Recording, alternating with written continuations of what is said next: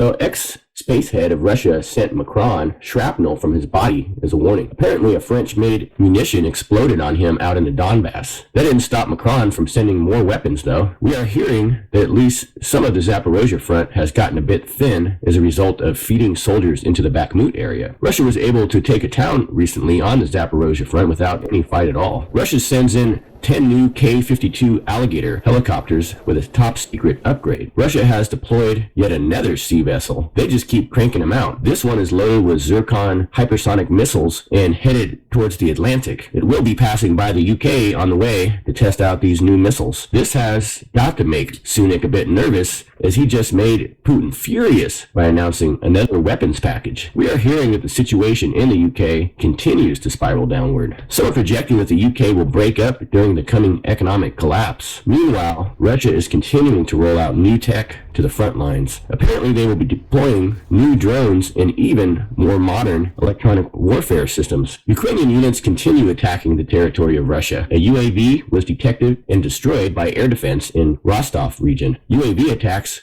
were also recorded over the Crimean Peninsula. The attempted attack was repelled in the Belbek airport region. Several more air targets were destroyed by air defense near Sevastopol and near Nizhnogorsky. We are thinking that the Ukrainians and the West are desperately seeking ways to slow down the Russians' arms production. We are hearing that the Ukrainian soldiers are expected to abandon their positions in the North LPR region and join the forces located in the South LPR. It is thought that they are concerned that they will be encircled from an invasion from the north. Wagner's PMC assault squads are fighting heavy street battles and pushing through the Ukrainian defense in Soledar. In recent days, the Wagners have seized several enemy strongholds and the Dikonska railway station. The battle for Bakhmut continues. Despite the continual entering of reserve units into the battle, Ukraine is losing ground in the city and in the outskirts. Over the past time, Russian forces have seized several enemy strongholds near Pidhordny and Klishivska. We are hearing that Russian intelligence believes there will be a massive drone strike from the Sea of Japan. It sounds like they are expected to target a couple of aviation plants. It's thought it could be launched from civilian ships or even warships. This could really take the battle in the sea to a whole new level of escalation. You probably have heard about this Christmas ceasefire request, first by the head of the Orthodox Church, then Putin requested it to Kiev. Also note that Erdogan was on the record for requesting this to happen as well. It's no surprise this was rejected by Kiev. A ridiculous prerequisite was put in place that Russia must first withdraw all its troops.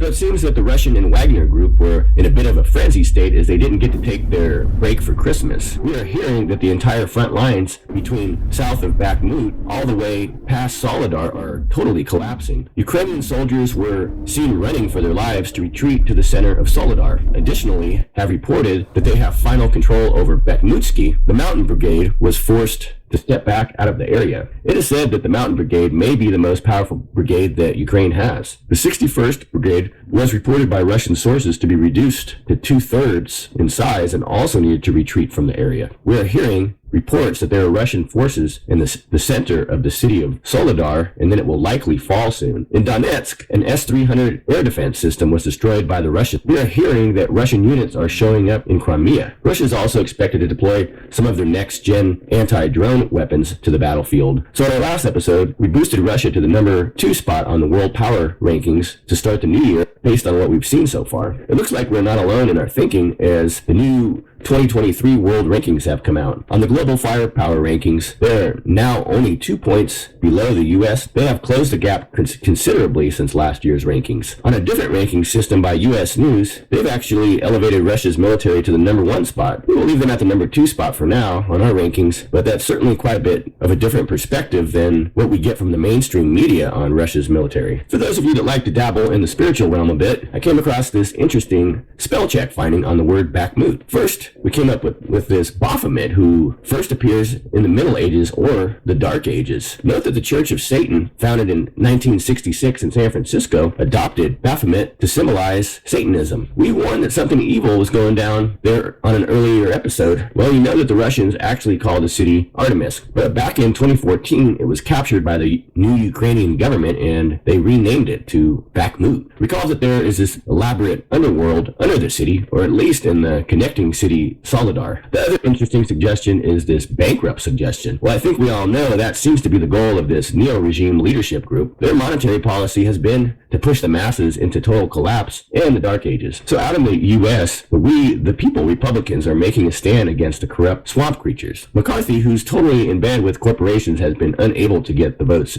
needed to be elected as Speaker of the House. He failed for like the 11th time today. Marjorie Greene Taylor, her true colors today, and she basically said that the holdouts needed to vote for McCarthy because he gave them the money they needed to get elected. She stated that they don't understand how things work. Well, Matt Gaetz has definitely got to get our Hogan's Hero Award for the day. He's got the establishment screaming on the assembly floor and the fake news all up in arms just for standing up to their corruption. Sounds like the neocons are finally saying something about Turkey's latest maneuvers. Perhaps Turkey is not going to be able to stay in NATO much longer, as John Bolton is demanding they be booted out. They have been cleverly giving Ukraine token equipment while forming deep alliances with Russia, Iran, and now Saudi Arabia. We are hearing that the Saudis are helping them get through their financial woes. Yes, they are moving troops out of Syria, but it sounds like they will still help with the war on the US-backed Kurds sometime down the road here. Perhaps they're just waiting for the US to further deplete their stockpiles before they begin their offensive. I'm guessing that Putin and General Armageddon are controlling the timing on these type of things. Could Mexico turn into the next Ukraine proxy type situation? It certainly seems like it's on the path if something isn't changed soon. Mexico has been ramping up into a military state as well as turning into a complete war zone. Mexico has been quietly building up their military, and now in 2023 they are ranked 31 on the power rankings. So Mexico has been ramping up into this military state as well as turning into a complete war zone with their drug cartels. There was an armored vehicle that broke into a prison and left 17 dead just a few days ago. Now today we have the shootout at the airport and complete mayhem surrounding the arrest of a leader of a cartel's son. We have heard some rumors of China supplying some of these weapons, but we'll have to keep an eye out further on that front. We understand that the Chinese companies have come in to fill in the void left when the U.S. companies pulled out under the Trump administration. You're probably all familiar with the China-Mexico fentanyl issue, so I won't go into that today. We also have this issue of corruption of those in the military that have ties to the cartel. On top of that, the Mexico-U.S. relations have been steadily deteriorating. The general population is also starting to get an anti-U.S. sentiment, as the U.S.'s actions over the past 20 years have been extremely poor, to say the least. Even the Mexican presidents,